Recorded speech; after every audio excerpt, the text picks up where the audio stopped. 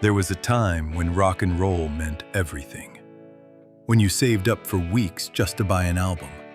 When you wore out the grooves and memorized every liner note. These photos come from that world.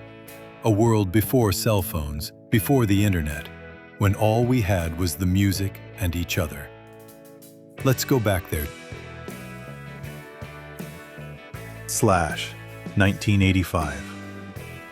This wasn't a photo shoot. This was life.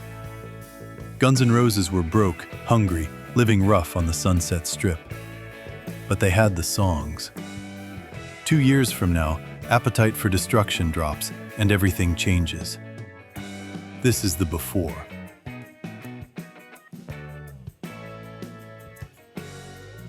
Thin Lizzy's legendary twin guitar attack, live in Dallas. This American tour was notoriously wild. Guitarist Brian Robertson injured his hand in an offstage incident, forcing the band to fly in their old guitarist Gary Moore to finish the tour.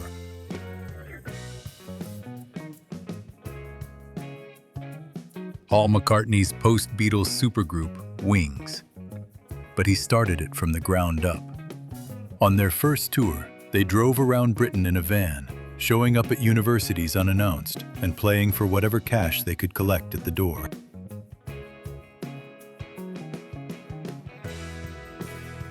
George Harrison in San Francisco, August 1967.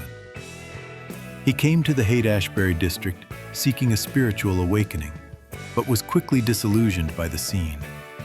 This visit solidified his belief that true enlightenment came from within, not from the hippie movement.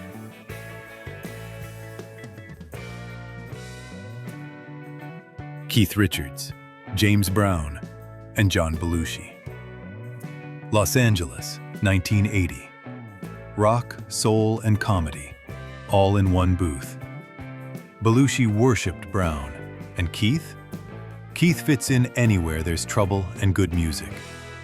One of those nights you wish had been filmed.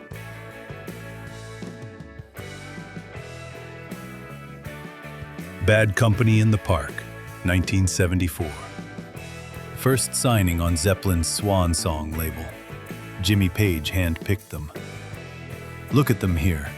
Relaxed, laughing, no stage, no show. Just 4 guys who knew they had something. The arenas came fast after this.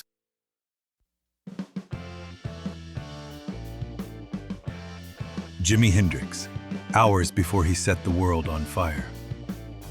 He was a complete unknown in America, but Paul McCartney, a huge fan, personally insisted that the Monterey Pop Festival book him. That single endorsement changed rock history forever.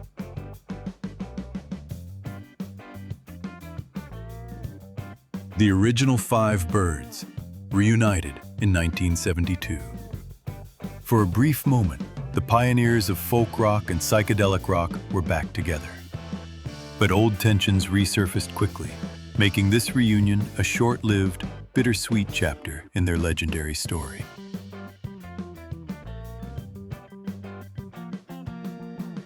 Page and Plant at the Bath Festival, 1969. They weren't even the headliners, but their performance was a sheer force of nature. This is the moment Led Zeppelin went from a hot new act to the undisputed kings of live rock.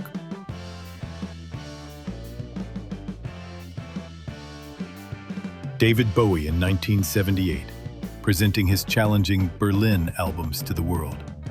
He ditched the rock cliches for a stark, theatrical stage of fluorescent lights. A bold, uncompromising performance that cemented his status as a fearless artist.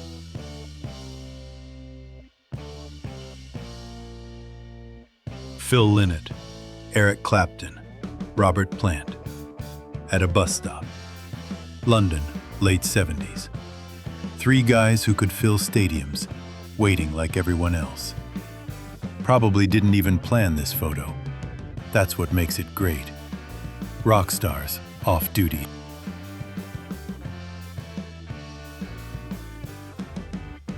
The undisputed kings of British glam rock. In the early 70s, Slade was the biggest band in England. Their 1973 hit, Merry Xmas Everybody, is so beloved it has re-entered the British charts every single Christmas for over 50 years.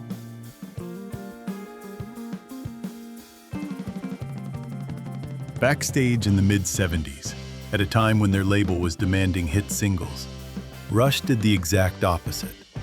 They risked their entire career on the epic concept album 2112, a defiant move that made them progressive rock royalty.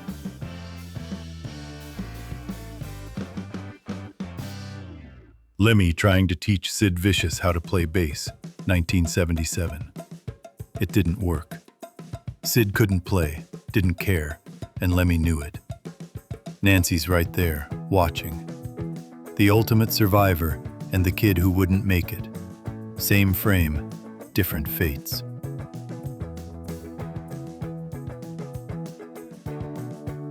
A young, carefree Metallica in 1986. They were on top of the world, touring for their masterpiece, Master of Puppets. A happy moment, just months before the bus accident that would claim bassist Cliff Burton. He was only 24.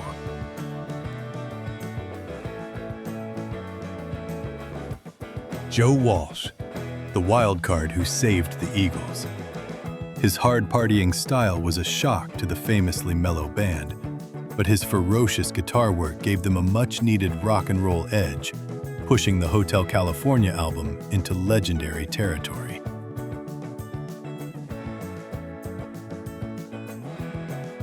Simon and Garfunkel, 1968. Bookends sessions. Paul Simon agonized over every note, every mix, every silence. Art wasn't the word.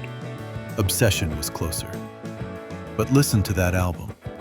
You hear the care in every second.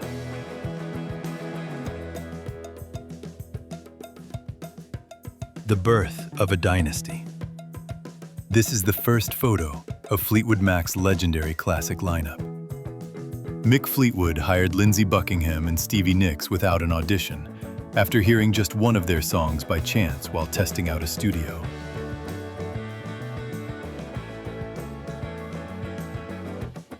Eric Clapton, 1969. Cream's done. Now what? He's outside Olympic Studios, between chapters. Doesn't know yet that Blind Faith, Derek and the Dominoes, and Layla are all ahead. Right now, he's just a guy with a guitar, figuring out his next move.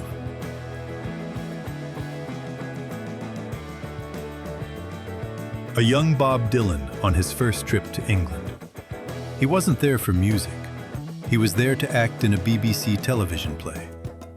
In his spare time, he hit the local folk clubs, completely blowing away the British musicians.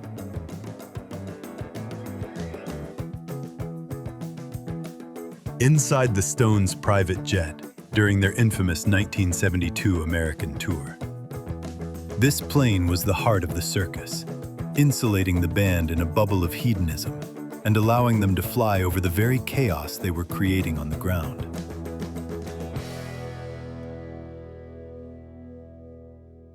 Rush on the tour that made them superstars. The album was Moving Pictures, and its secret weapon was Geddy Lee's synthesizer. The roaring intro to Tom Sawyer became one of the most recognizable keyboard sounds in all of rock history.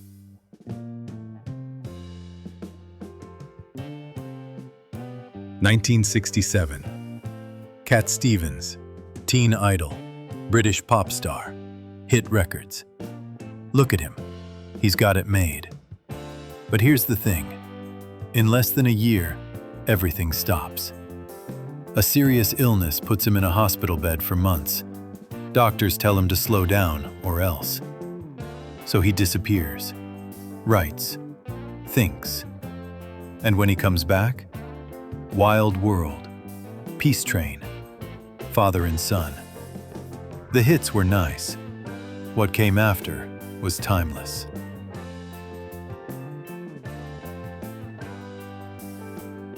Brian Jones at Olympic Studios, 1967, during the Satanic Majesties sessions. Though his role in the Stones was diminishing, his genius for texture was not. He played a dozen different instruments on the album: sitar, mellotron, dulcimer, providing its psychedelic color and proving why Mick and Keith had recruited him in the first place.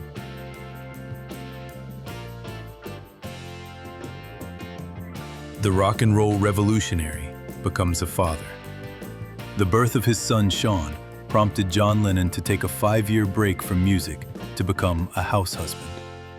It was a period of peace that inspired his beautiful final album, Double Fantasy.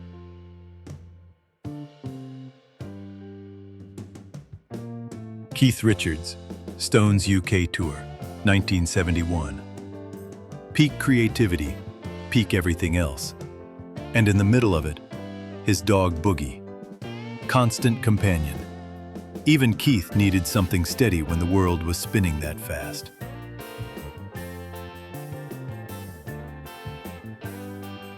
The King finally conquers New York, 1972. This was the press conference for Elvis's first ever shows at Madison Square Garden. The 4 sold-out concerts were a massive triumph, proving to the world that the King was back on his throne.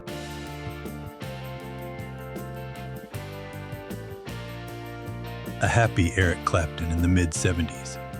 His #1 hit cover of I Shot the Sheriff wasn't just a great song, it was a game changer. It helped introduce Bob Marley and reggae music to a massive mainstream American audience.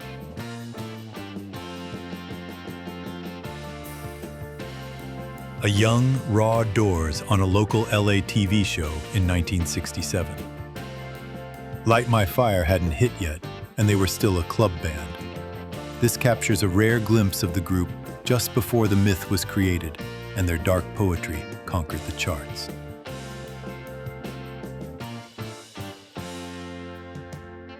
The original Roxy music in 1972.